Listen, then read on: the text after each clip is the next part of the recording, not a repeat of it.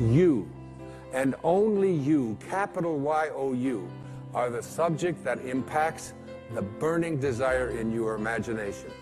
Best-selling author and beloved spiritual teacher Dr. Wayne Dyer returns to public television with his newest and most astonishing offering yet, Wishes Fulfilled. You must be conscious of how you use these words. I am. I am strong. I am well. I am content. Even if your senses tell you something different, I am. Learn the 5 Wishes Fulfilled Foundations, 5 steps to manifesting your deepest desires while living from your highest self. If you would like to accomplish something, you must first expect it of yourself. Join Dr. Wayne Dyer on a joyful journey to create your most extraordinary life when Wishes Fulfilled airs next. You are living and feeling as if your future dreams are a present fact.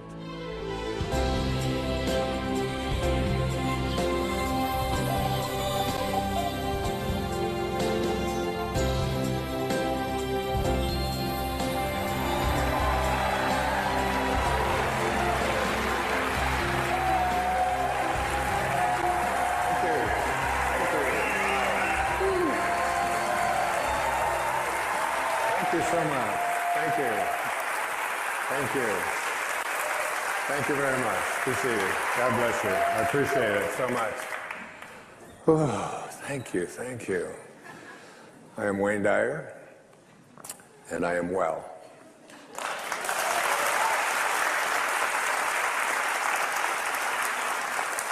In fact, I am perfect health.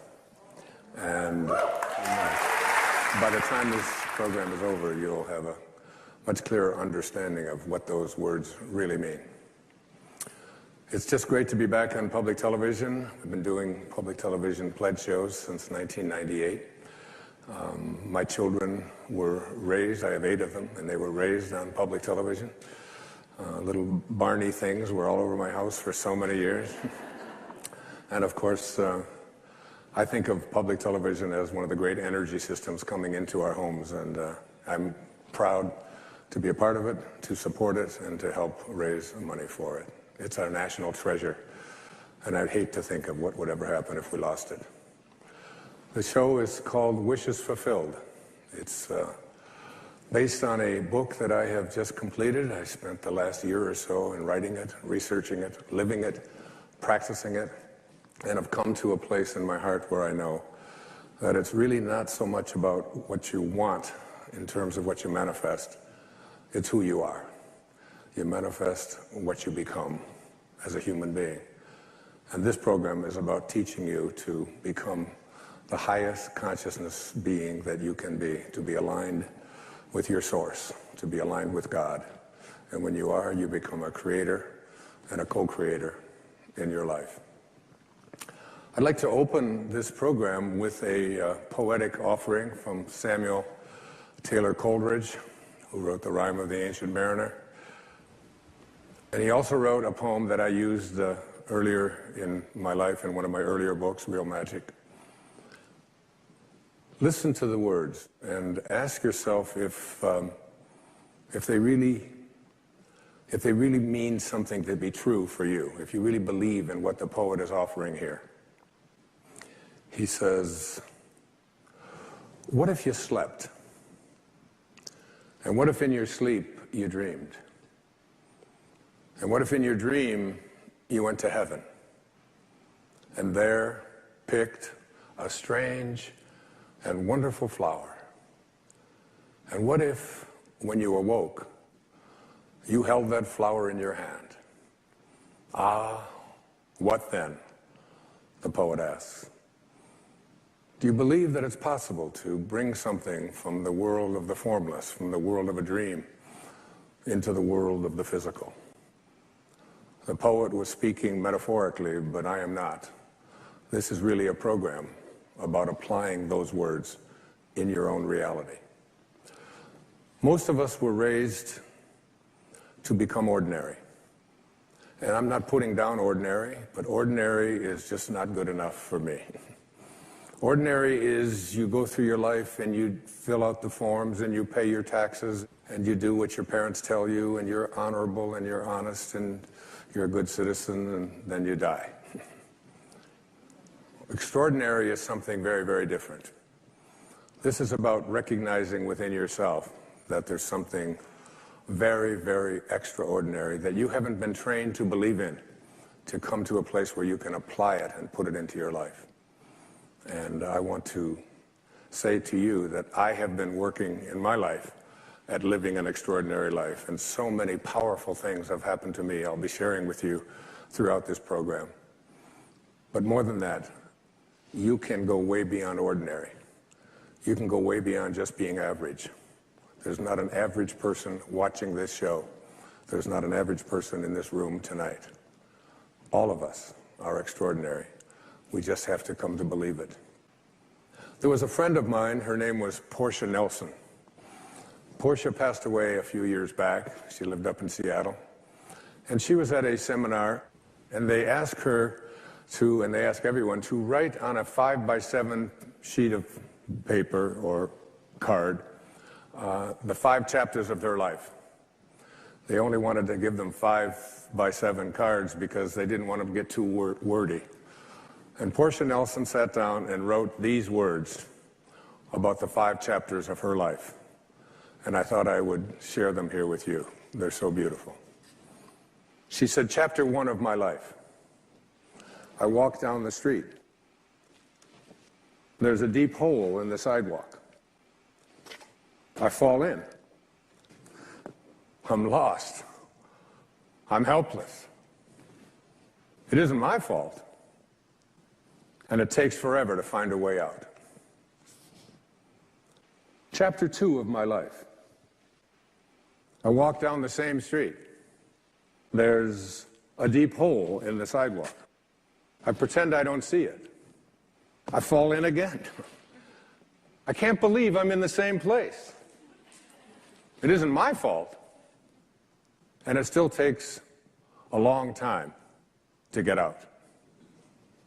Chapter 3 of my life. I walk down the same street. There's a deep hole in the sidewalk. I see it there. I still fall in. It's a habit. My eyes are open. I know where I am. It's my own fault. And I get out immediately. Chapter 4 of my life. I walk down the same street. There's a deep hole in the sidewalk. I walk around it. Chapter 5 of my life. I walk down another street. Isn't that great? Portia Nelson. I walk down another street. And this is another street. Look, it's called New Street. Old Street. Walking down another street means leaving behind ordinary. And when I use the word ordinary, it has deep and profound meanings to me. Ordinary just simply isn't enough. Ordinary is when you want to become average and to fit in. But to get to extraordinary, what you do is you have to consult the invisible place within yourself. And this is called your soul. And your soul, well, I jotted down a few words about the soul based on a lecture I heard from a great teacher of mine who lived in Bulgaria. He was an initiatic science teacher. And his lecture was very profound. And I wrote these words after listening to one of his recorded lectures. He said, the ideal of the soul, the thing it asks for, is neither knowledge, nor light, nor happiness. The ideal of the soul is space, immensity. The one thing your soul needs is to be free. Free to expand and reach out and to embrace the infinite. Yes, the ideal of the soul is infinity. It is miserable when it is circumscribed and restricted. It is a fragment of the universal soul, which is infinite. That's what I speak about here in this program. The need to move beyond just fitting in. The need to move past being circumscribed. The soul does not like when you get fenced in, when it is told what to do, when it's told it has limitations, when it's told it can't become that. And so many of us go through our life with these enormous limitations that we've placed upon ourselves that have been handed to us from the time that we were little boys and little girls. If you look on the screen, you'll see something that is very important and powerful to me. I was swimming not too long ago up in Minneapolis. I went to see my daughter, Tracy, and up and down I would swim the pool, and every time I would look up, I would see this written on the wall. And I thought, as I was preparing to do this program, this is just so important and significant. If you would like to accomplish something, you must first expect it of yourself. And my question to you is, what do you expect of yourself? Do you expect to be able to perform miracles, to attract into your life the kind of prosperity that you are entitled to? Do you expect that you can manifest the kind of relationships that you would like? In order to be able to have these kinds of expectations for yourself, you have to make a dramatic change, a dramatic shift. You must change what's possible for you and what you believe is possible for you. But the question becomes, who am I? You know, I've been teaching philosophy for 40 years now, either at the high school level or junior high school level or university level, graduate school, and now in stages all over the world and in front of audiences such as this, watching at home and here this evening. Who are you? And what is real? My teacher in India, his name was Nisargadatta Maharaj. He was asked the question, Swami, what is real? Master, what is real? And his response was, that is real, which never changes. So what part of you is real by that definition? Who are you that never changes? So many of us believe that we are our bodies. I don't know about you, but this body that I'm in right now is changing all the time, very fast, as a matter of fact. In fact, I, Wayne Dyer, the I that is I, have been in many, many bodies since I incarnated for this first time here on this planet, right here, 71 years ago. So I was in oh my goodness, look here. What happened to that body? And there's another body that I was in, and there's another body. And oh, there's my brother Dave, and there I am on the right, another body. And then I was in, look at that haircut. They did it with garden shears in those days, but I lived in foster home. There I am, look at that hair. Can you believe that? Is that possible? And then I was in this body, and then I was in this body. And I have been in toddler bodies, baby bodies, teenage bodies, macho bodies, mustache bodies, endless bodies I have been in with my little ones and my 8 children. And the fact of it is that when you think about it, when I was in the 20-year-old body that I was in, I really thought it was real. Didn't you? I mean, even the body that you and all of you look at your body and think, well, let's see, I was in a 20-year-old body, and is it real? Was it real? Well, you believe that it was real, but I've been looking for that 20-year-old body for 50 years now. I can't find it. And the fact of it is, the body that you're in right now is not who you are, because it doesn't meet that fundamental definition of what is real. What is real is what never changes. The fact is that who you are keeps occupying new bodies every single moment that you are here on this planet. There was a great poet. Her name was Emily Dickinson. I feel like she must have been a sister, a soulmate of mine. She once had a poem, she said, holding up a handful of dust, she would reach down and say, "This quiet dust was gentlemen and ladies and lads and girls, was laughter and ability and sighing and frocks and curls. This passive place, a summer's nimble mansion where bloom and bees fulfilled their oriental circuit, then ceased like these." That's who all of us are if we identify ourselves with our body. The fact is that everything in this physical universe doesn't meet the definition of what is real. Who you are is that soul that I spoke about a few moments ago. That soul that says, I want to expand. I want to be free. I want to go to a place where I understand that who I am is birthless, deathless, changeless, and live from that place. Because what this involves fundamentally is reprogramming yourself from the belief system that has been your ego.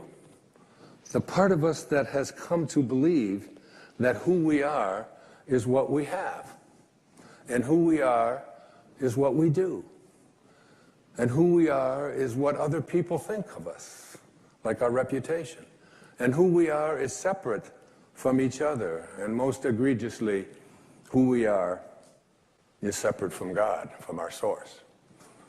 And so we've been raised and taken out into the world and said, go out there and prove who you are by achieving, by accumulating, by getting other people to like you.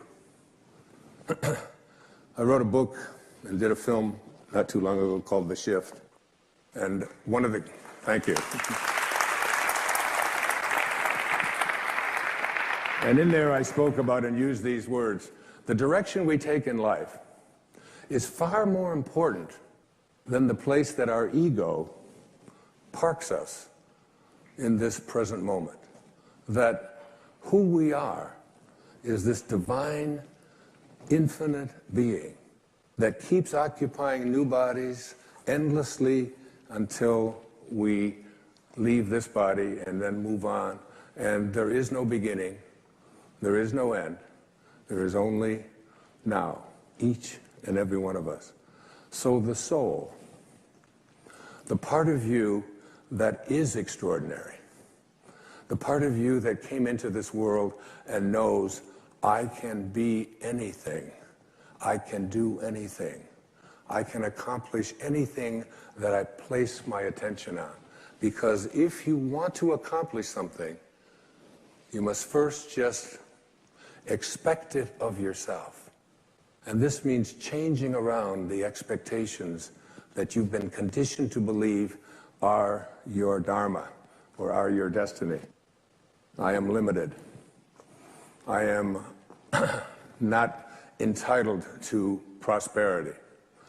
I am unable to deal with my physical ailments. I need something else. I need to take pills in order to do it. I need to have somebody else do it for me. That within each and every one of us, there is this marvelous knowing that is really and truly God ourselves, each and every one of us. Thank you. Thank you so much. You're very kind. You're very kind. Over the years, I've written many books, 37 of them to be exact. What has come to become really clear to me in the last few years of my life is that there really are two selves within each and every one of us.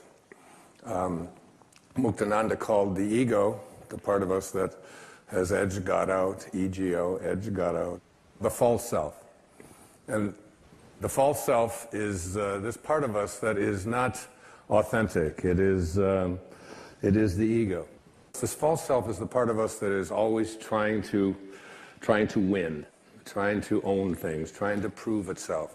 We send our kids off to school and we tell them, you know, be ahead of everybody else, win, no matter what, and so on. And they have a tendency to believe that who they are these bodies, even though the body they're in is going to change and you'll never be able to find it again.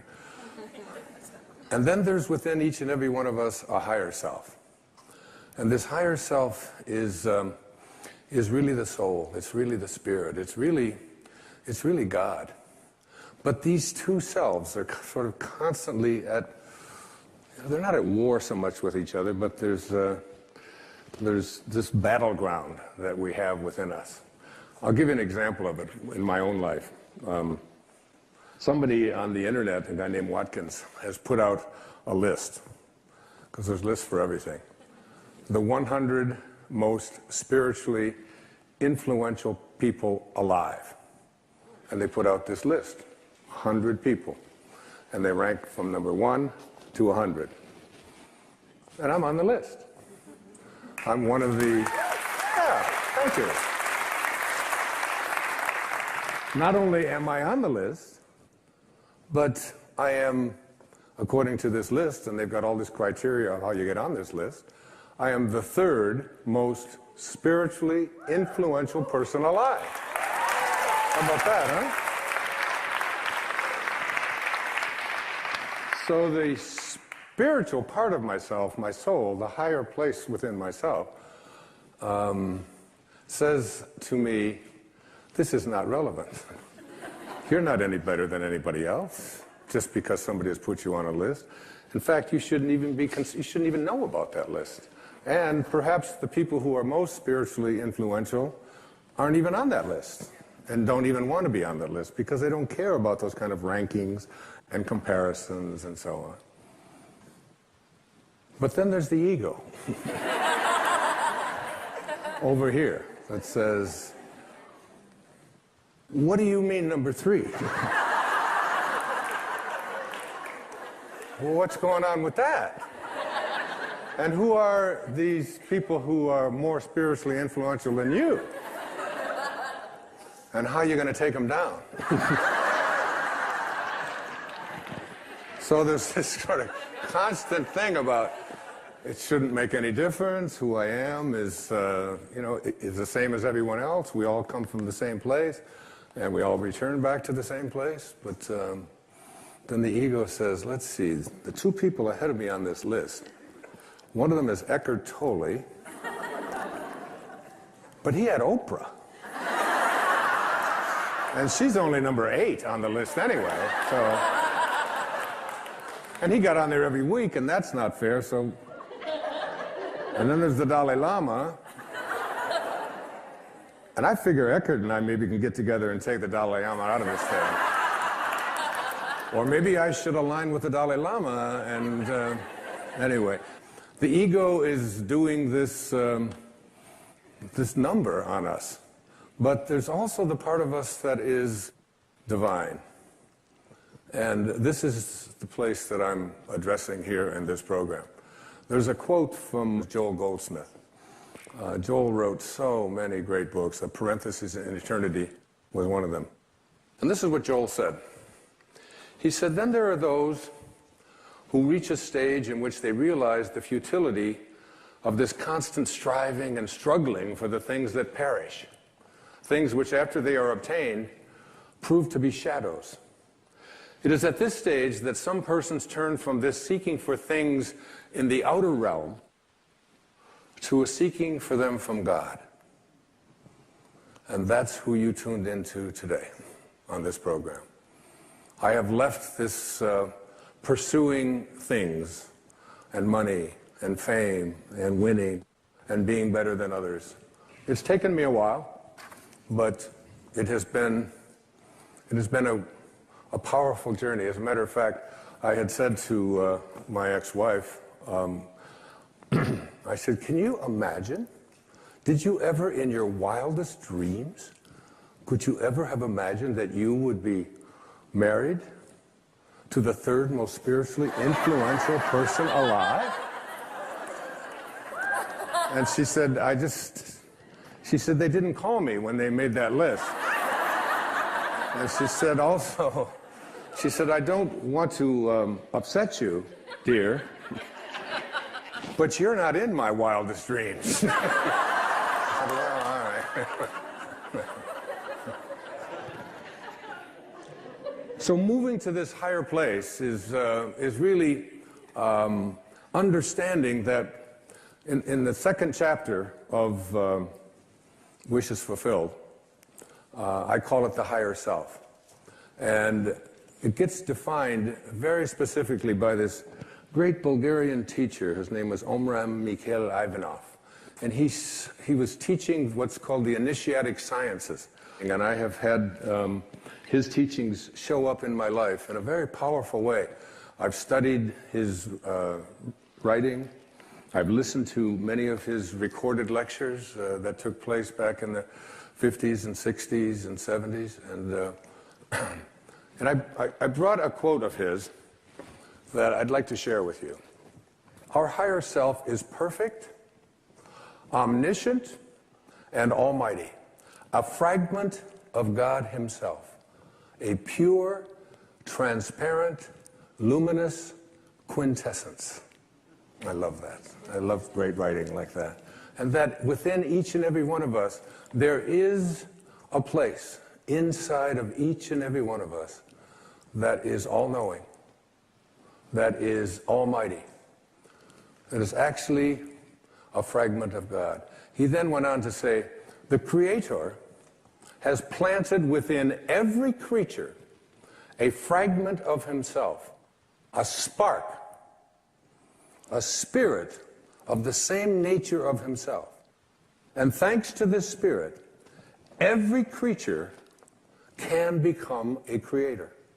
And this means that instead of always waiting for their needs to be satisfied by some external source, human beings can absolutely work inwardly by means of their own thoughts, their own will, and their own spirit to obtain nourishing, healing elements that they need.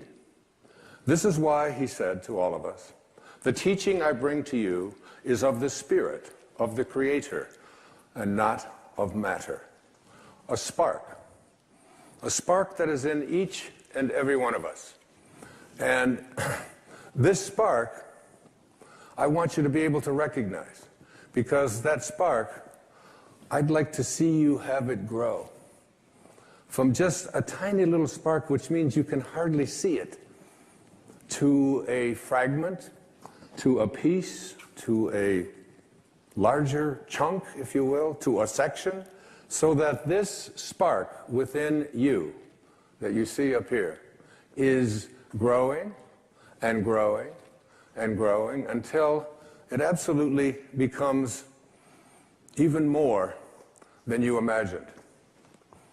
T.S. Eliot, the great American poet, said, we shall not cease from exploration, but at the end of all of our exploring will be to return to the place from which we originated, but to know it for the first time.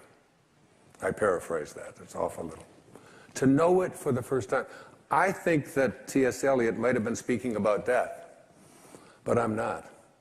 I think that we can come to know this place from which we originated, the place to which we return, all of us, by allowing this spark to become something bigger than just an occasional thing where you extend an act of kindness someplace, or you have it at the church or at the mosque or at the synagogue on a holy day or a holy observance, that it can become your way of being.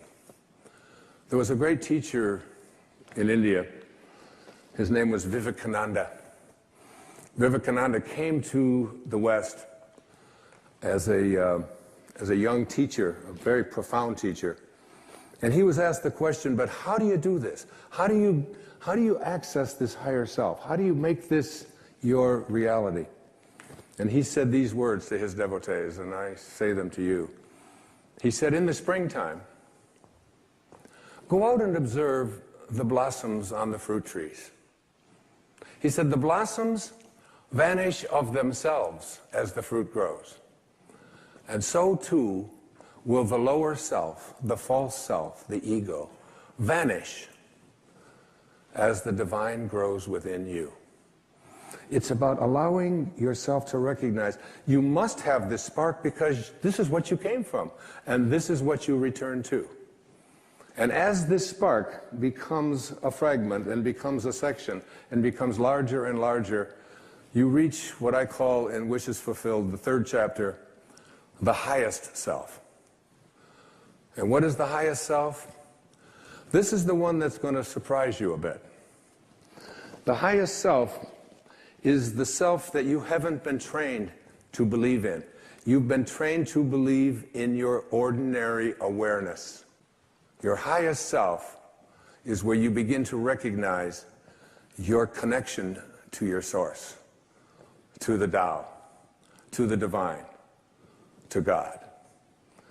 There were three very important teachings that came to me before I put this program together and before I wrote Wishes Fulfilled.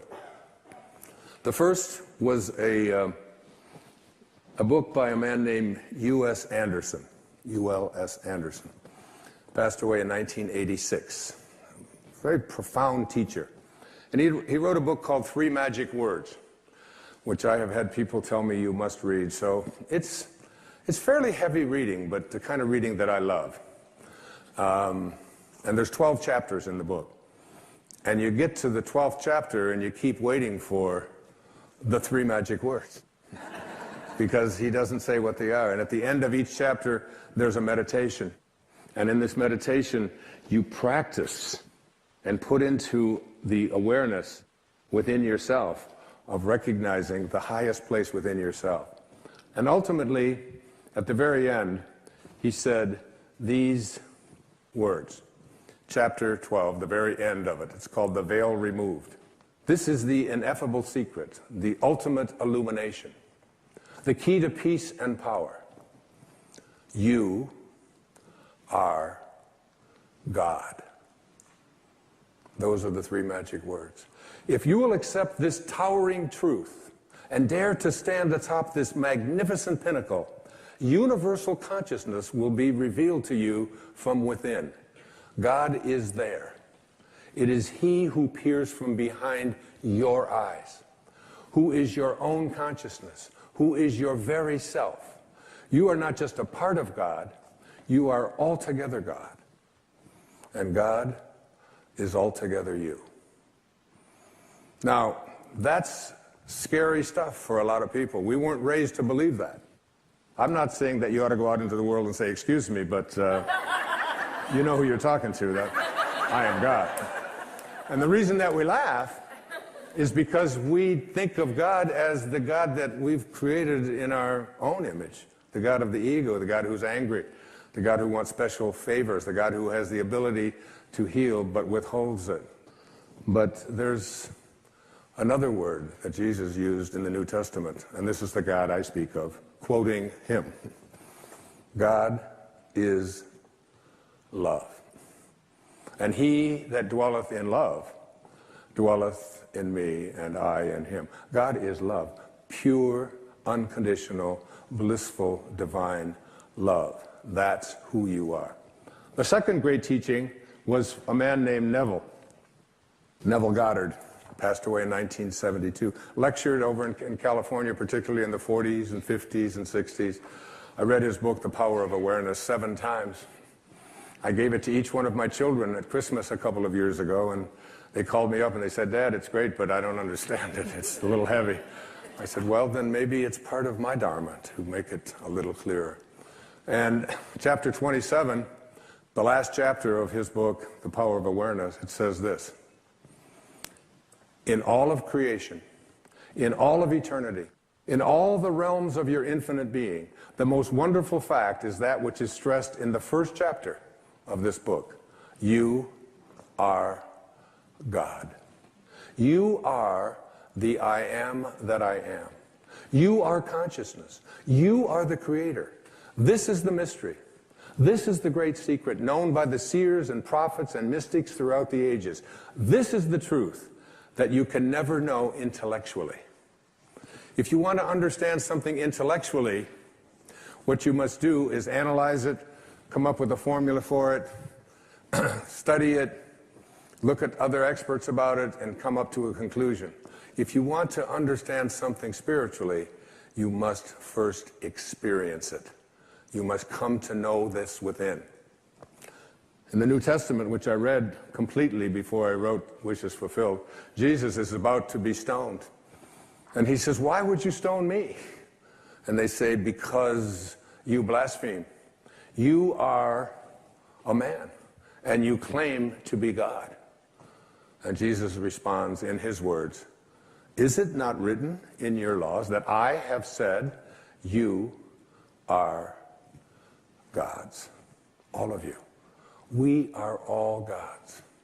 We have within us, not the God that so often we are taught is outside of us, but the God that is love, the God that is perfect love, the soul that wants to expand because it is infinite and doesn't want to be restricted. And I came across some great teachings that were sent to me. They showed up, as we often think they show up as accidents, but you come to realize that there are no accidents in this universe. Everything that takes place have the pieces moved around by something bigger than all of us. And so it was called the I Am Discourses. And I quote from the I Am Discourses. "The first expression of every individual everywhere in the universe, either in spoken word, silent thought, or feeling, is I am, recognizing its own conquering divinity. The student, me, you, all of us, endeavoring to understand and apply these mighty yet simple laws, must stand guard more strictly over his thoughts and expression, in words or otherwise. For every time you say, I am not, I cannot, I have not, you are, whether knowingly or unknowingly, throttling that great presence within you." These words, I am. I opened up this program with the words, I am well, I am perfect health. And where do you think they came from? What do these words, I am, mean? A very quick retracing of the story of Moses. Moses, this little baby who was born at a time when the Pharaoh had ordered all male children to be drowned in the Nile, and Moses' mother took his little baby, put him in a basket, and floated him down the Nile. Moses was discovered by the Pharaoh's daughter. The Pharaoh's daughter raised Moses as her own son and the Pharaoh's grandson. But along in his late teen years, he got into a conflict and ended up seeing one of the Israelite slaves being mistreated, and he ended up killing him. So Moses had to take off because he was afraid for his own life.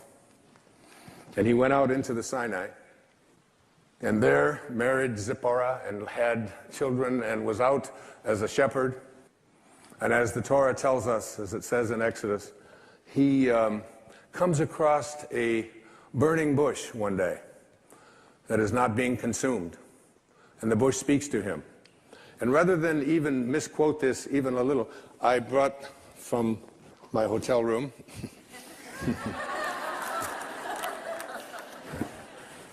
You wouldn't steal the Bible, would you, Wayne? No, I'll put it back. So the bush speaks in Exodus chapter 3 and says, Moses, Moses.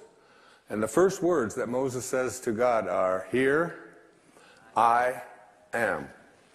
Then he said, do not draw near here, this place. Take off your sandals and for your feet, for this place where you stand is holy ground. And God speaks to Moses and says, I want you to go to the Pharaoh and I want you to free your people. And Moses is going, whoa, wait, hold on here. Who am I? And who are you? Moses says to God, who am I that I should go to the Pharaoh and that I should bring the children of Israel out of Egypt? So he said, I will certainly be with you, and this shall be a sign to you that I have sent you. When you have brought the people out of Egypt, you shall serve God on this mountain. Then Moses says to God, indeed, when I come to the children of Israel, and I say to them, the God of your fathers has sent me to you, and they say to me, what is his name? what shall I say to them? And God says to Moses, I am that I am. And he said, thus you shall say to the children of Israel, I am has sent me to you. This is my name forever, and this is my memorial to all generations. My name is I am that I am. Now, every single time that you use the words I am, you are citing the name of God right from the holiest books.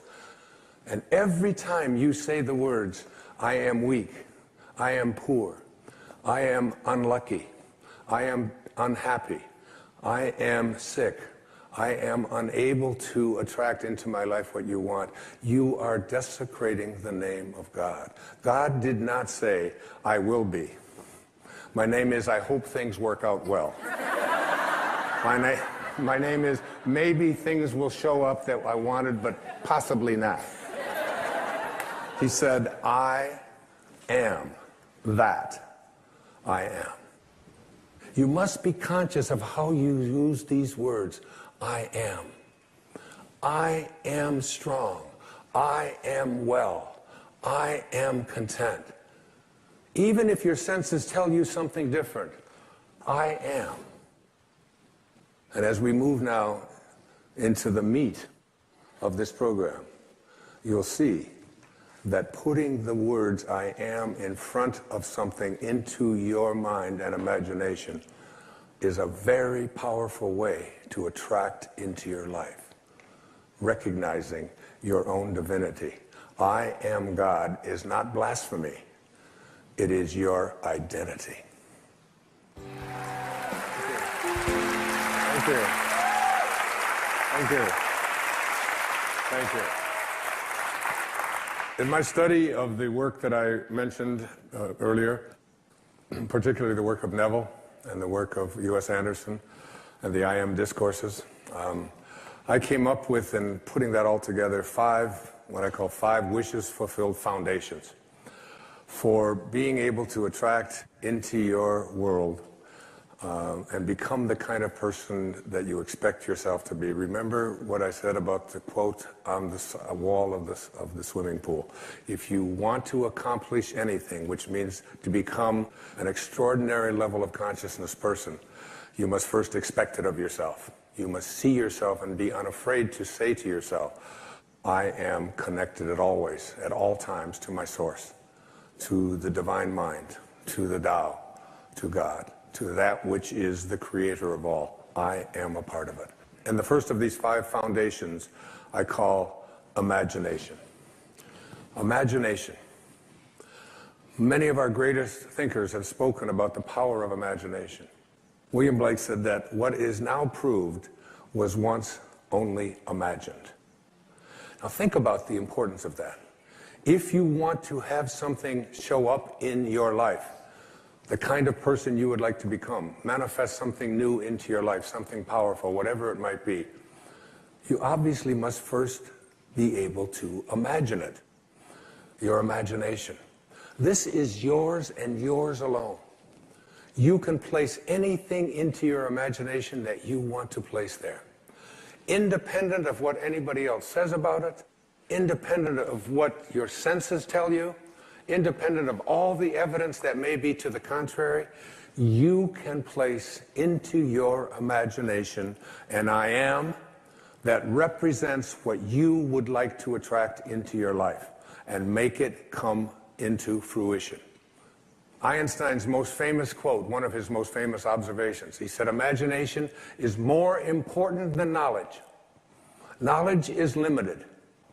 Imagination encircles the world.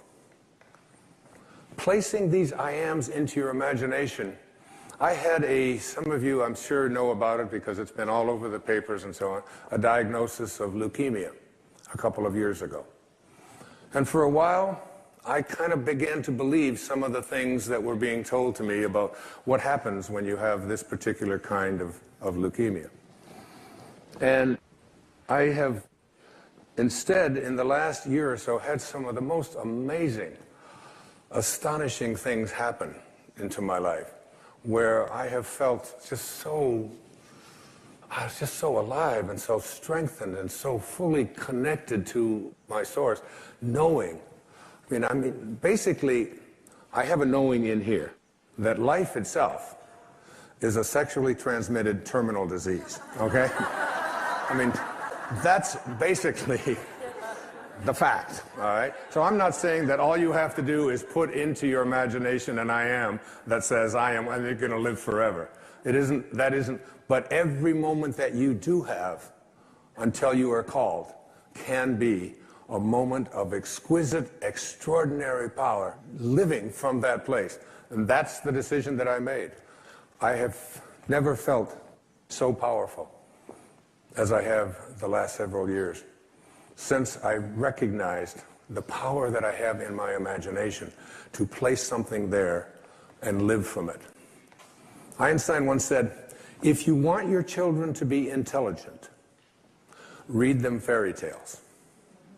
If you want your children to be more intelligent, read them more fairy tales.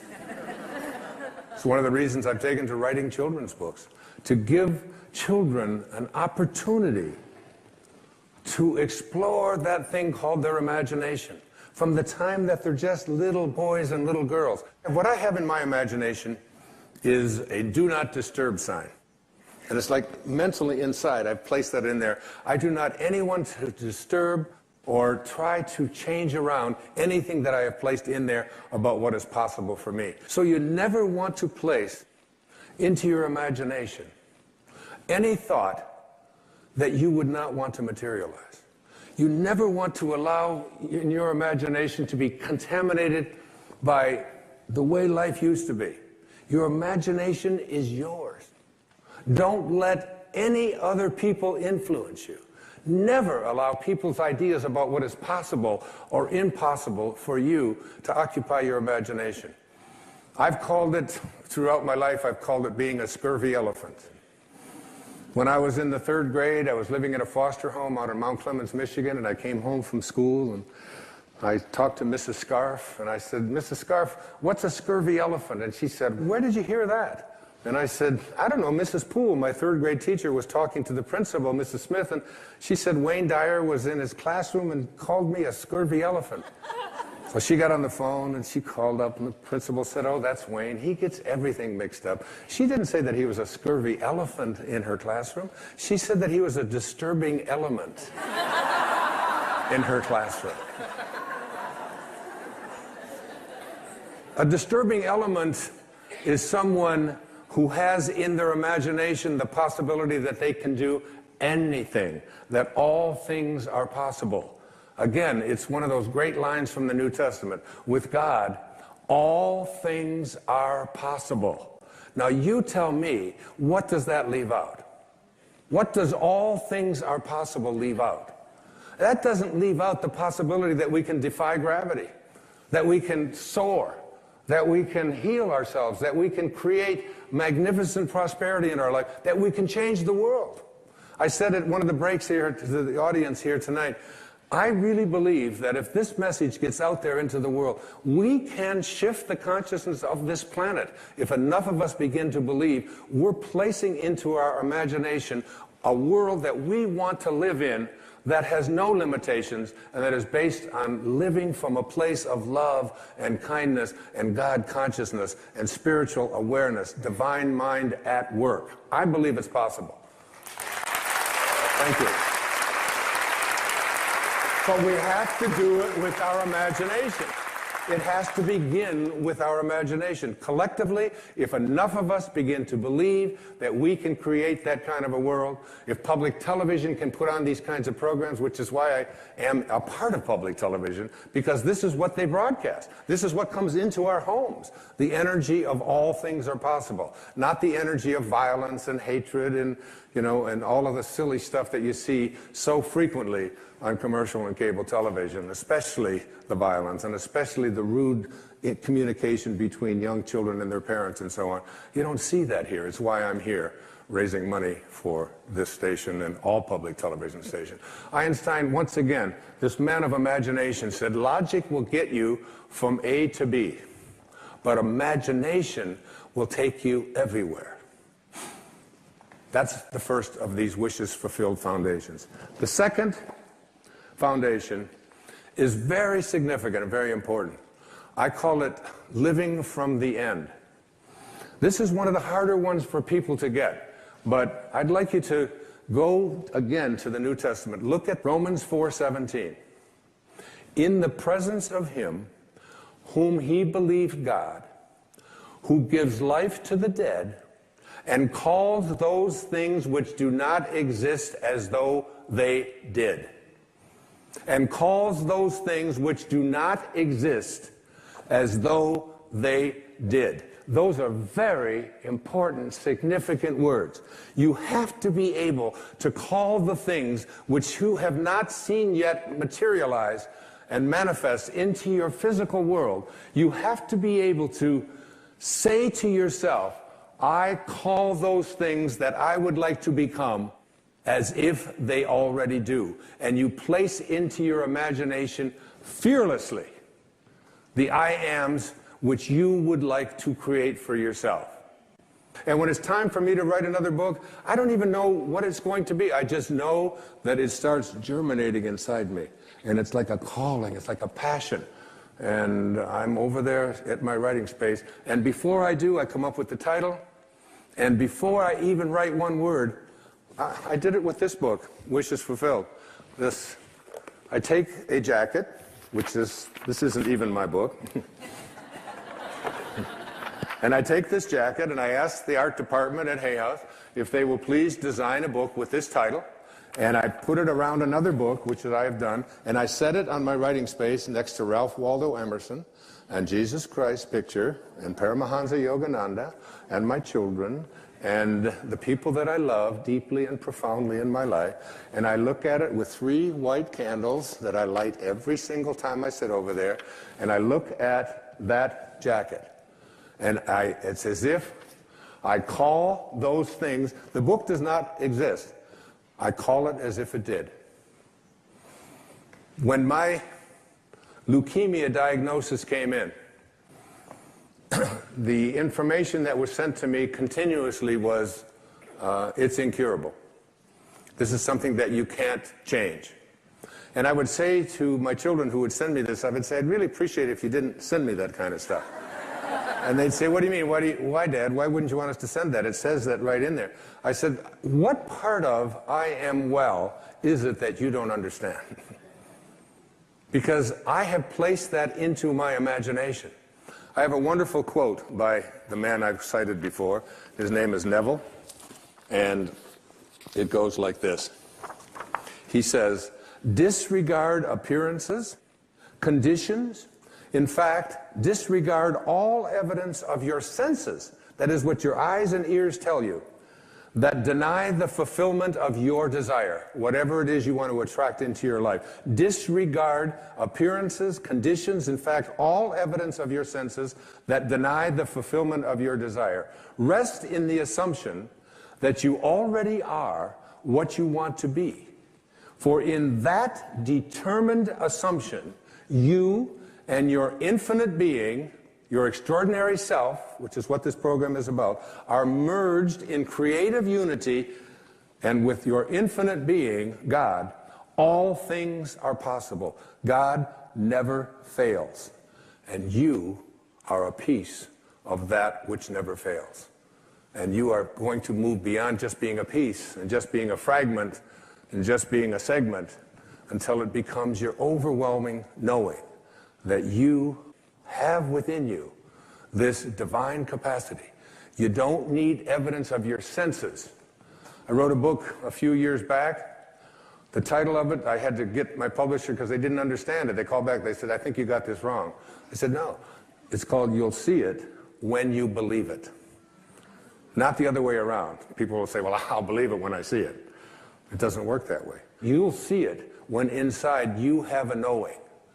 And Neville also said, therefore, to incarnate a new and a greater value of yourself, you must assume that you already are what you want to be, and then live by faith in this assumption. Now, this flies in the face of so much of what you've been told, because you have a tendency to believe that what your eyes and ears tell you is reality. But this is what we know by our senses. Just this little tiny fragment. I can't even get, it's like a millionth of a millimeter. And all that is unknown is in the invisible, in the imagination. And most of our attention is focused on, this is my beliefs and my disbeliefs about what is possible and what isn't possible are here. And it's an endless universe. So placing I ams into your imagination is one thing. It's an intellectual act. Living from the end means that you call the things which do not exist as if they did. You begin to say to yourself, you don't have to say it to anyone else, you don't have to write it down, you don't have to get anybody else's approval, you don't have to look on the internet, you don't have to do anything like that. I have had such a magical experience. While I was writing Wishes Fulfilled, I had so many divine things come into my life. I had a man who lives down in Brazil, in Abidjan, named John of God, come into my life in a way that was so profoundly life-changing that it's almost hard for me to find the words to express it. At the same time, I had a woman come into my life, a woman from Bulgaria. This country has just she's here tonight. Her name is Mira Kelly. And she brought with her something off of the internet about a near-death experience, about a woman in Hong Kong whose name is Anita Murjani. She's an author, a Hay House author now, and she's written a book, a powerful book. And I read this story about Anita, and it seems that on the 2nd of February, in the year 2006, this woman was wheeled into a hospital in Hong Kong. She had been sick for 5 years. Her organs had all shut down. Her family was gathered at the emergency room. Her husband, who was here tonight, I'm honored to have met, a beautiful man named Danny. And the doctors had told her family and her husband that these were her last hours. She was down to 86 or 88 pounds. Anita emerged from her coma, some 30 hours in a coma. And she has a story to tell that is so compelling. And she's here from Hong Kong to share with you some of the lessons that she learned while she was in this comatose state and what she came back to teach us. She's one of the most beautiful human beings I've ever been privileged to know and honored to support and write a foreword for her book. And she's here with us today, and I'd love you to meet her. Anita Murjani, please, come on.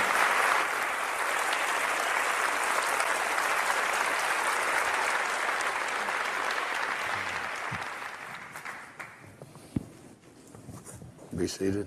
Thank you. Hi, good evening, everyone. Tell us, Anita, you're in a coma, your husband is whispering in your ear, your mother is there, your brother's on his way to see you, everybody's waiting for you to take your last breath. What were you observing, and what did you learn, and what did you come back to teach us? Wow, there's so much there. Even though I was in a coma, I was actually aware of everything that was happening around me. I'm sorry, I still get emotional when I think of that state. It was 5 years ago, but I still remember it as if it was yesterday. I was in a coma, but I was aware of everything the doctors were doing. I was aware of my husband. My mother was crying. She was, because the doctors had told them that I only had a few more hours to live. My organs had shut down, and these were my last hours. And I wanted to assure them that I was feeling fine, that I was feeling great, but I couldn't. I couldn't understand why I couldn't communicate with them. And each time it felt as though I was getting involved in the drama and my emotions were being pulled towards feeling for my mother and my brother. At the same time, it was as though I was being pulled away. And it was as though my energy or my awareness or consciousness was just expanding. And it was just expanding and expanding and just getting bigger and bigger. And it felt as though I could feel what everybody was feeling. I could feel what my husband was feeling, what my mother was feeling, and the doctors as they were running around trying to save my life.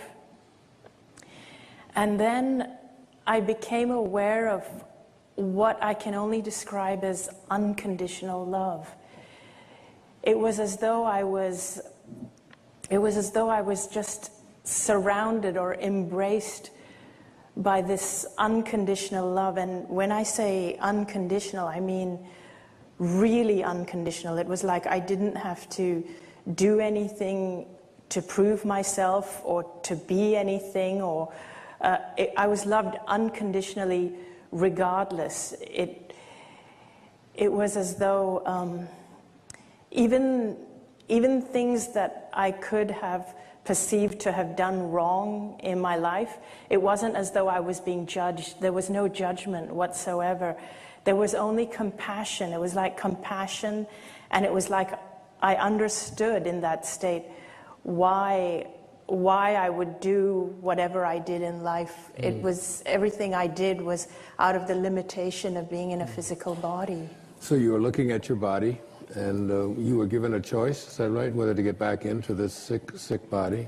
That's right. Or not, and what did you do? I became aware of the presence of my father. He had passed away 10 years before me. Mm-hmm. And I also became aware of my best friend who had passed away 2 years before, and I had missed her desperately because she was like a sister to me. Did you feel when you were in that near-death experience state, in that coma, watching it, that coming back also meant that you had something to teach everyone? And what was it that you felt you had to teach them? I felt that I had to come back because there was a greater purpose. Because at first, I didn't want to come back into my body because my body was so sick. And there was just so much unconditional love on that side. It's really, really hard to leave. So if anybody has lost anyone, I can completely understand why they would stay there. But also, I seem to get the message. I seem to understand that it wasn't my time, and I had a mission. I had a purpose, and I had not yet fulfilled. And I seemed to understand that even in order to fulfill my purpose, I wouldn't have to really go and figure it out, or I wouldn't have to pursue anything. I would just have to go back and live fearlessly and just not be afraid to be myself. And that's all I had to do. I also sensed that my husband and I still had a purpose to fulfill. My husband he's truly my soulmate because he was there talking to me all the way through, talking in my ear and holding my hand, and I was aware of that. You learned some very important things. Yes. Was it like just about being positive, to be a positive thinker? Was that... No, in fact, being positive is not enough. I used to always be positive because I was a people pleaser.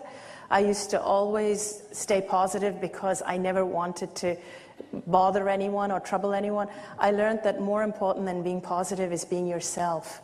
I learned that that's actually the most important thing, is to be yourself. Because that's why we're here. We're here because we're facets of one. It was as though we are all one. Without my body, it felt as though I was connected to everyone and everything. Was fear a big part of your life, and had something to do with being ill? Your being sick? Yes, fear was a big part of my life before I was sick. I used to live a life in fear of not being good enough, fear of everything, fear of illness, fear of not meeting other people's expectations. And but my near-death experience taught me that there's nothing to fear. In fact, When I was given the choice, I felt I reached a point where I had the choice of whether to come back or not. And it was my father and my best friend who actually said, now that you know who you truly are, go back and live your life fearlessly.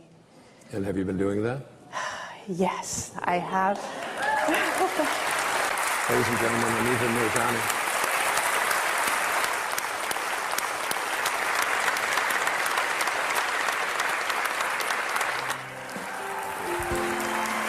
Thank you. Thank you. It gets better and better, honestly. It's hard to top Anita Mirjani's story, but the lessons are very, very profound here. The third Wishes Fulfilled Foundation is called Assume the Feeling of the Wish Fulfilled. Assume the feeling of the wish fulfilled. So here's where we are. We have used our imagination. We have placed something into our imagination as an I am, which is the name of God. I am strong, I am healthy, I am kind, I am prosperous, I am getting the job that I'm applying for, I am whatever it might be, I am. And then you have practiced calling it as if that which does not exist as though it did. And then you move now from the world of the intellect, because understanding something intellectually is very different than understanding something spiritually. To understand something spiritually, you must experience it. And in order to experience it, you have to experience it in your imagination as an I am, but you must be able to feel it. Our feelings are the things that take place in our body. It says, Neville says, and I have this on next to my bed where I live in Maui, make your future dream a present fact by assuming the feeling of the wish fulfilled.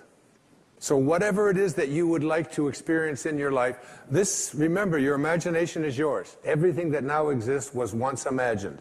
Therefore, everything that is going to exist must first be imagined. Okay? Henry David Thoreau had probably the greatest definition of success that I have ever heard.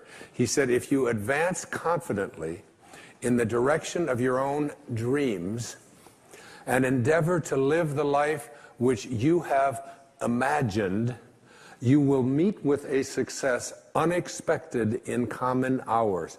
It will chase after you if you can place into your imagination what it is that you would like to attract and begin to feel it. Listen to Neville. This is one of my most favorite quotes from The Power of Awareness. That which you feel yourself to be, you are. And you are given that which you are.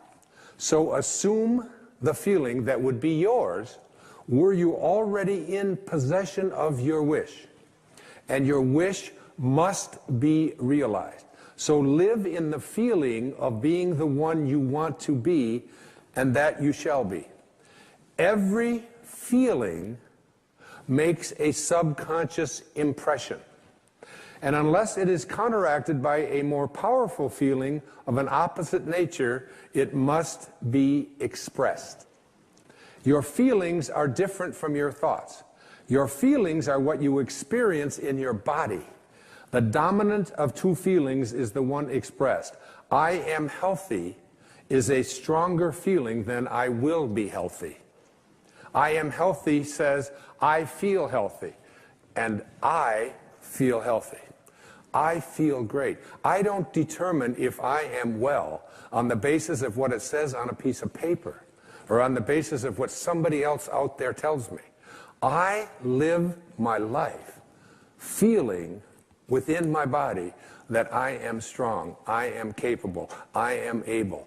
And that is not just something that I say. It's not just an affirmation. An affirmation is an intellectual exercise. This is a spiritual knowing within that I am well, I am content, I am prosperous. But the words that Neville used there are the subconscious. Every feeling that you have makes a subconscious impression upon your body and upon your awareness. Now, you need to understand the subconscious mind of yours. Your subconscious mind rules your life.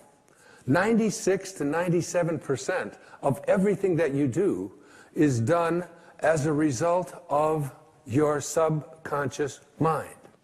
And when your subconscious mind gets programmed, it goes ahead and responds to whatever it is your conscious mind has placed into it.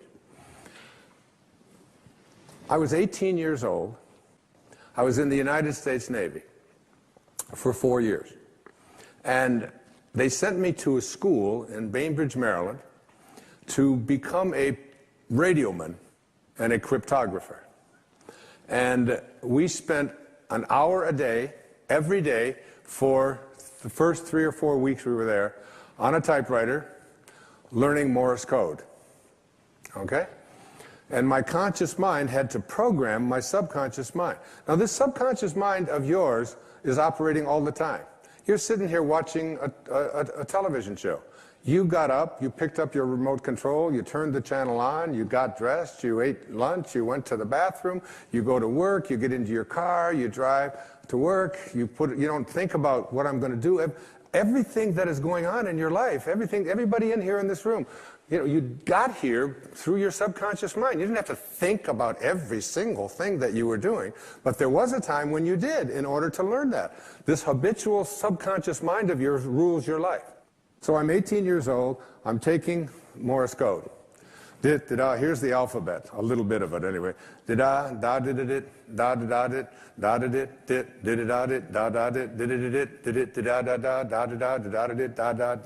da da da da. That's A through P. Check it out. That's 53 years ago. And my subconscious mind is still keeping track of the da da da da da da da da da da. You're doing the same thing, only you don't use Morse code, but you've programmed your subconscious mind with did-it-it, da-da-dit, I can't do that, did-it-it, da-da-dat, I'm not very attractive, did-it-it, da-da-dat, I'm overweight, did-it-it, da-da-da, da-did-it-da, I can't make things happen, and it's did-it-it, da-da-dit, da-da-da, it's still there, 53 years later, and you go through your life with this subconscious programming with an awareness that you are not in charge. You're not able to extend or transcend this way of thinking.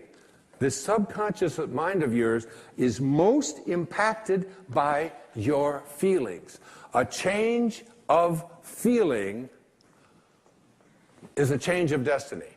A change of feeling is a change of destiny. Write it down. Stick it on the wall next to your bed. If you came into where I sleep, you would see that. I look at that all the time. I want to practice putting into my subconscious mind the assumption of the feeling of what it is that I would like to attract into my life as if it already existed, and to feel it, not just to think it, but to feel it. Neville's law of assumption says this: if this assumption about what you would like to become is persisted in until it becomes your dominant feeling, the attainment of your ideal is absolutely inevitable. You must first assume the feeling of a wish fulfilled in all aspects of your life. So you have to say to yourself, what does it feel like to be prosperous? What does it feel like to be content? What does it feel like to be well? And I had to remind myself of that when I had this leukemia diagnosis. I had to remind myself, I was down about 30 minutes until I realized that virtually everything that shows up in my life has been a blessing. Virtually everything. All of the struggles, whether it's in, addictions, or whether it's in living in foster homes and being abandoned, whether it's my wife and I separating, and the pain of that, whatever it might be. A dear friend of mine was Elizabeth Kubler-Ross. She passed away a few years back, and she was the one who wrote so much about death and dying. She had a wonderful and important message for us. She said, If you shield the mountain from the windstorms, you'll never see the beauty of the carvings. And the beauty of the carvings comes from being able to be in a state of gratitude for the storms that show up in our life just as much as the things that we would like to have show up in our life. You have to start retraining your subconscious mind. And your subconscious mind, it responds to what it is that you suggest to it. Now, the intriguing thing about your subconscious mind, your habitual mind, is that it can't make a distinction between what it is that you are feeling as a result of what you have placed into your imagination and assumed the feeling of it, and what you are experiencing every day in your life. If you go around feeling unhappy, depressed, miserable, sad, whatever, your subconscious mind says, oh, so this is what it is that you would like to attract into your life. And the universal subconscious mind, to which we are all connected, that we call the creative source of the universe, the divine mind, God, the Tao, whatever you might want it to be, it will begin to offer you experiences that match up to what it is that you are feeling, so your body responds to what it is you place into your subconscious mind. You have to retrain it, because 53 years later, here I am, it's there. But that's innocuous. That's not going to hurt anything. But if I've programmed into my subconscious mind feelings of poor me, I can't do anything about my life, other people are responsible for the reason why I can't get myself happy and healthy and so on. If I live with that kind of consciousness within you, you're going around feeling it all the time. Your feelings create the destiny that you want. If this assumption is persisted in until it becomes your dominant feeling, the attainment of your ideal is absolutely inevitable. And what's the paramount feeling that you want to have? The feeling of, exactly, the feeling of love. Love is the feeling you must assume. This is the message that Anita brought to me and brought to all of you. That when you place a feeling of love, which is all there is, it seems to me, on the other side. Is that right, Anita? I mean, it's just nothing. When she tries to describe this, and I'm pushing her. You know, I'm 71. I'm cramming for my finals. I mean, I want to know, what's it like over there? You know, we all want to know that. And all she says is, it's just pure love. It's a love that you are bathed in, if you will. Bathe yourself in that kind of love. Live from that place and know God is love. The fourth wishes fulfilled foundation I call attention. This is really crucial. Your imagination is able to do all that you ask in proportion to the degree of your attention. So, what kind of attention do you place on your desires? Let's say, well, I'll give you an example, the one of myself with this business of this chronic lymphocytic leukemia. My kids just got me this wonderful gift. I hadn't had it before. They wanted me in the 21st century. It's called an iPad. I just got my first email address, and I'm not telling anybody what it is. But it's just this wonderful, they got this wonderful feature that I really think we should have in life.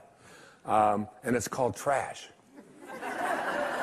which I had never seen before. They were explaining this to me. So anything that comes in that you don't want, you just push this little button, it's just like this, and it goes like this. It actually moves, and it makes a little sound. And then there's a little button over on this side that says delete, you know?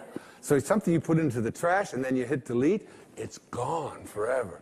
That's the kind of way you want to use your attention. There are two kinds of attention, according to Neville. Subjective attention and objective attention. Subjective attention is different from objective attention. You want to use subjective attention, not objective attention. Neville says there's an enormous difference between attention directed objectively and attention directed subjectively. And the capacity to change your future depends on the latter. Whatever you have placed into your imagination, you always go to your reality and call that which does not exist as if it did. I am, and I have a rule about it. It's don't complain and don't explain. You don't have to explain what you have placed into your imagination. It is totally yours. One of my great teachers in my life in my early doctoral years was Dr. Abraham Maslow. He said, become independent of the good opinion of other people. Trust yourself. Subjective attentions. You, and only you, capital Y-O-U, are the subject that impacts the burning desire in your imagination. You are living and feeling as if your future dreams are a present fact. Objective attention, you become the objectified result of other people telling you what you can't do, what's impossible, and so on. Subjective attention, mine is mine. I have an image that I use, I call it the super glue method.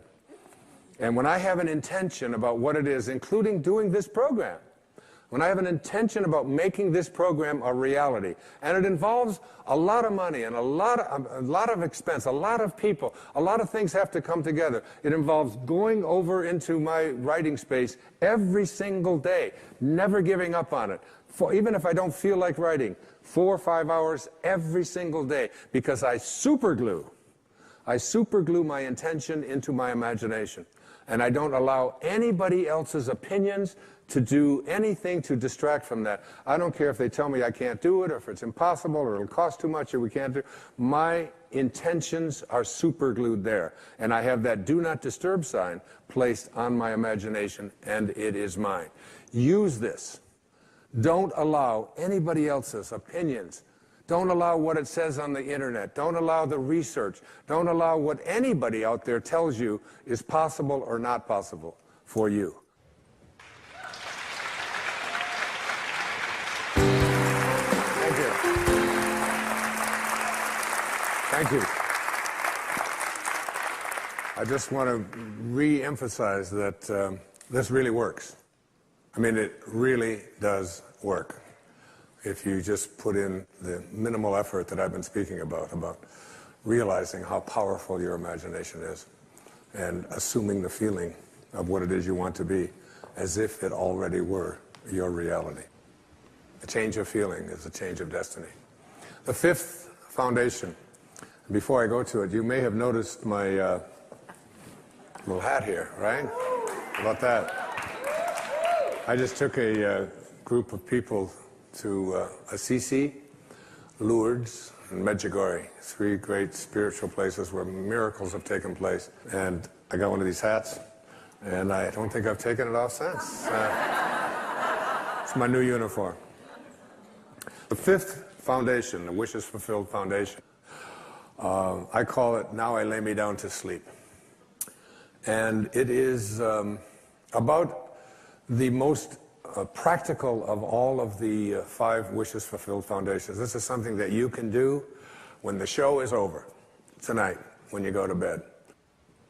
In the book of Job, there is a very important statement. The statement says, in a dream, in a vision of the night, when deep sleep falls upon men while slumbering in their beds, then he opens the ears of men and seals their instruction. Your subconscious mind is most comfortable when you are unconscious. You are unconscious when you are in your sleep state. And in your sleep state, your subconscious mind is busy at work. And it's so important, I call it the last 5 minutes of your day.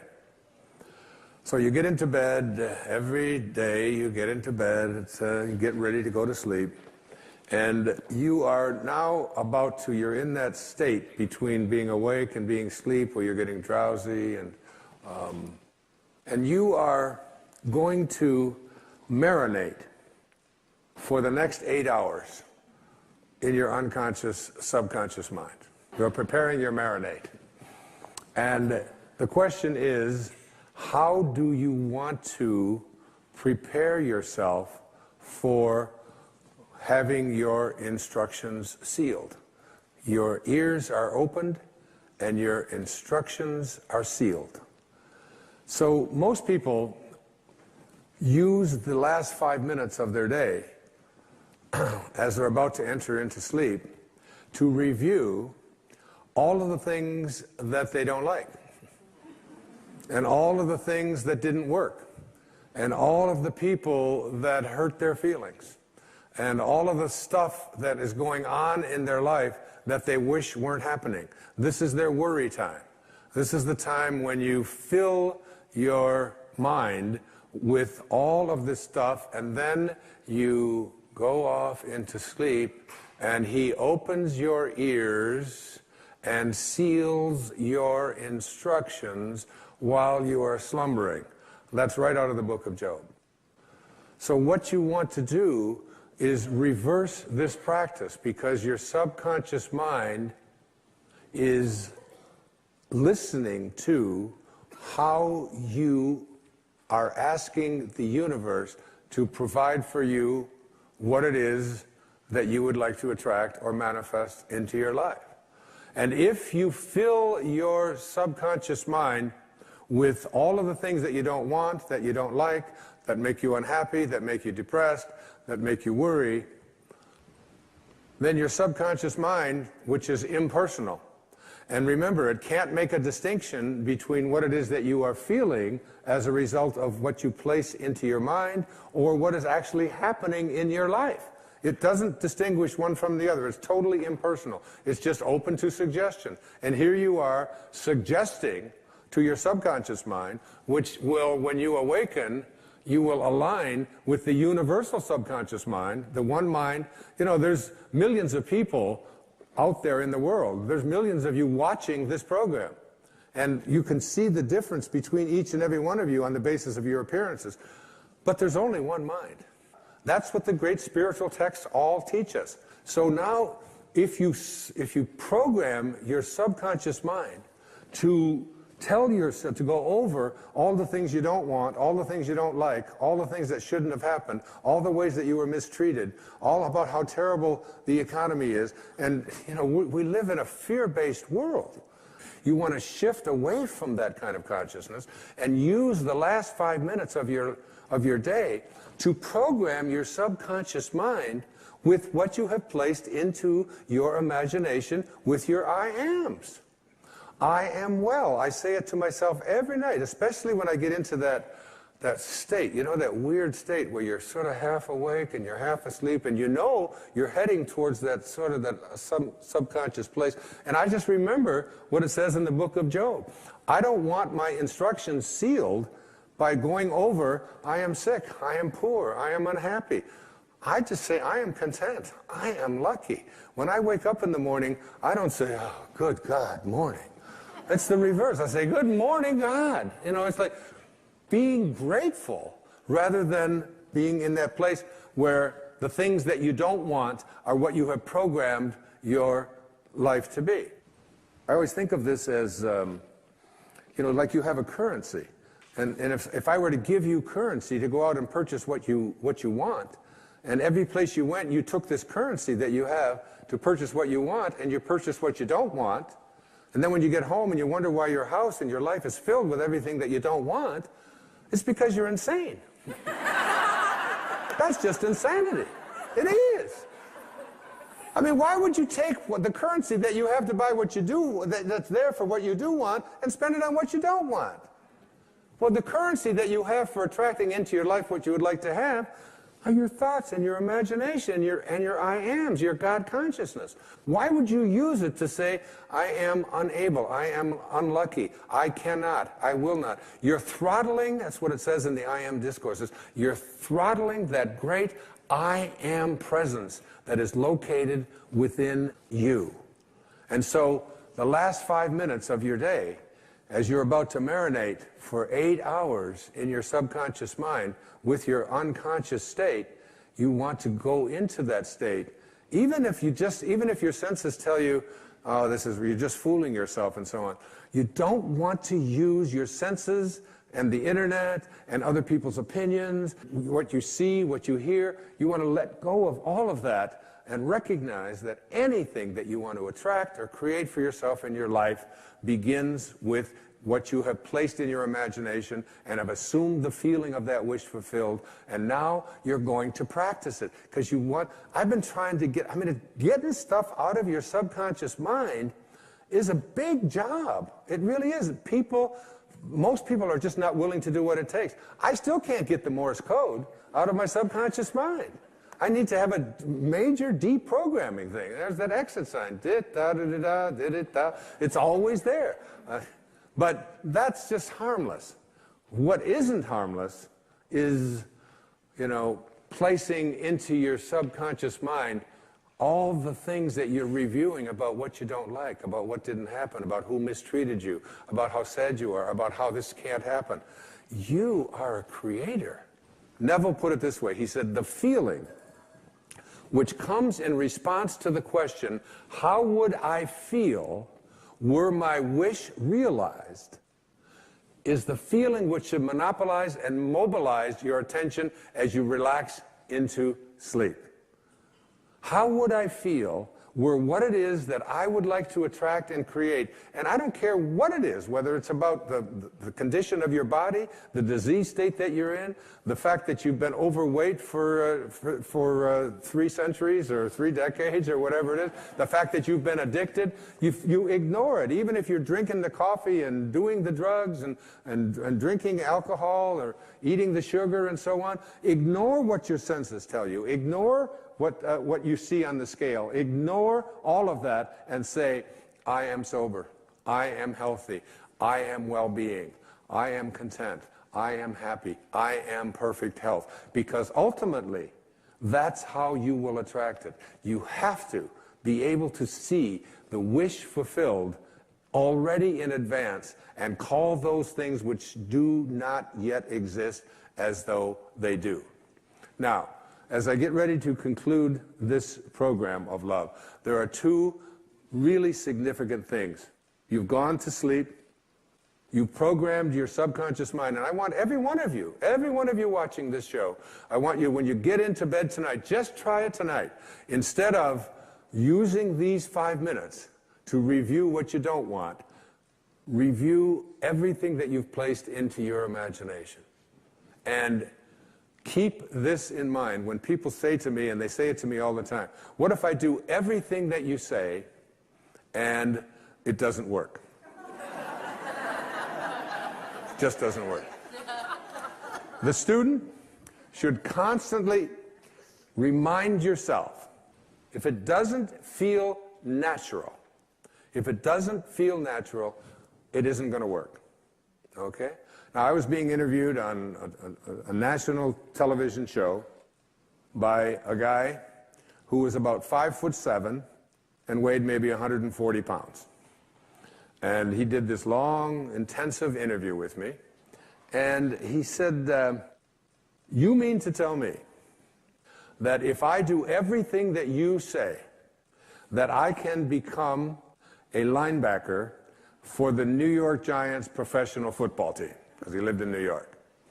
And I said, does it feel natural for you to be a linebacker for the New York Giants? Does that feel natural to you? And he said, no, it doesn't. And if it just doesn't feel natural to you, then all of the rest of this is just a waste of your energy. Now, the question isn't whether you're going to become a linebacker on a professional football team. But does it feel natural for you to say, I deserve prosperity? Does it feel natural for you to say, I deserve to be in a state of well-being? I deserve for my body to weigh exactly what I want it to weigh, what it is supposed to weigh? Does it feel natural for you to say, I am beautiful, I am strong, I am capable, I am loved? If it doesn't feel natural, you've got a real problem going with your subconscious mind. You've got a Morse code in there. Did-did-did, I am fat. Did-did-did, I am poor. Da-da-da-did, I am unable. you have to start reprogramming your subconscious mind to say, I came from a place of well-being. I came from a place of perfect health. I came from a place of love. And I am well-being. I am wealth. Now, on the other hand, there are some people, like there's a basketball player out there in the NBA. His name is Muggsy Bogues. Muggsy Bogues is about 2'3". Now, he's about 5'7" or 5'8". And he can dunk a basketball. He's 5'7", and he can dunk a basketball. I'm 6'2". I can hardly see the rim. But somehow, for this man who was 5'7", it felt natural for him to be able to elevate his body and grab onto a rim that's 10 feet off of the ground. And it feels natural for him, and he's able to do it. And there are so many examples of people who have accomplished things that they have never had a belief system that it was impossible for them. So for every single one of us, the intention needs to be, it feels natural to me. Even if I don't know how to do it, even if I have no experience with it, even if it's something that everybody else has told me I can't do, you need to be able to say to yourself, yes, I feel natural being happy, being loved, being prosperous, being all the things that I placed into my imagination. The second thing that I'd like to say in conclusion is that I was trying to manifest something into my life. And I did everything, but it still wasn't working. And then I reread the I Am discourses. And one of the things that it says in the I Am discourses that is very, very powerful is that as long as you are having any thoughts of condemnation, criticism, or judgment towards any of God's children, you are throttling the great I Am presence within you that is God.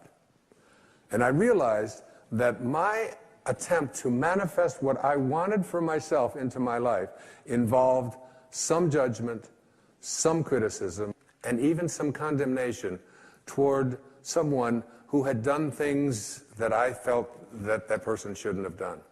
And when I let go of the judgment, and I let go of the condemnation, and I let go of the criticism, almost instantly what it was that I was looking to manifest showed up in my life. You can't have any thoughts towards any of God's children that involve criticism, judgment, or condemnation. We are all just doing what we know how to do, and we can't ask any more of anyone. Those of you who have followed me over the years know that one of my very favorite songs is Amazing Grace. It's a very powerful song. We have to walk down a new street. There it is, a new street. And not just for ourselves, but for the planet and for our children. There's a wonderful prayer that the Native Americans would say. When we walk upon the earth, we place our feet very carefully because we know that the faces of our future generations are looking up at us from beneath the ground, and we never forget them. Sometimes I think we have forgotten them. Sometimes I think we forget that we are borrowing our planet from them. This is theirs, and they're just letting us use it. This, on this stage with me, I'm proud to say, is the San Diego Children's Choir. And I would like to tell all of you, ladies and gentlemen, the story about the song you're about to sing. This song was composed by a man named John Newton, who lived back in the 18th century. And he was in the business of selling human beings into slavery. He was 22 years old, and he was a slave ship captain. And in this hideous practice that was so commonplace in the 17th and 18th centuries in the British and American empires, he was taking people from West Africa on his ship to the New World, to South Carolina, to be sold into slavery. And halfway across the ocean, he encountered a storm. And he heard from the wailing of one of the people that was to be sold into slavery, the sounds. And he took out an envelope and he wrote on the back of this envelope the words to a song. I once was lost, and now I'm found. I once walked down an old street, and I'm walking now on a new street. And in one moment, his life was changed. And the storm passed, and legend tells us that he turned his ship around, and he went back to Africa, and he released all of the people who were still alive. And then he took his ship to a place in England called Bristol, and gave up being a slave ship captain, and became the most ardent spokesman for the abolition of slavery, and was almost single-handedly responsible for ending this horrible, nefarious, hideous practice of selling human beings. And it all happened in one moment, one instant, one quantum moment. Any of us can change our lives in one moment and reverse the old street and begin walking on a new street. So the San Diego Children's Choir, we're so proud to have you come out here and conclude this program on Wishes Fulfilled. And they're going to sing for you Amazing Grace.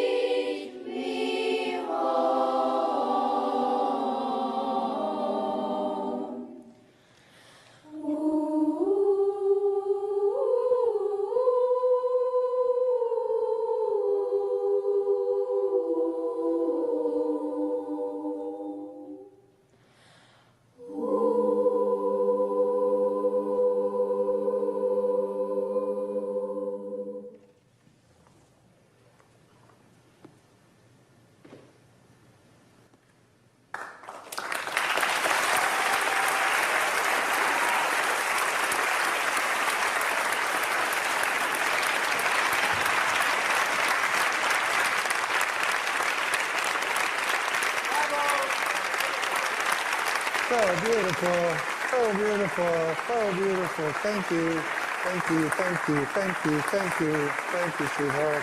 Thank you, thank you. You're so beautiful. Thank you. Hi, sweetheart. How you doing? Hi, gorgeous. Hi. Thank you, thank you, thank you, thank you. Wow.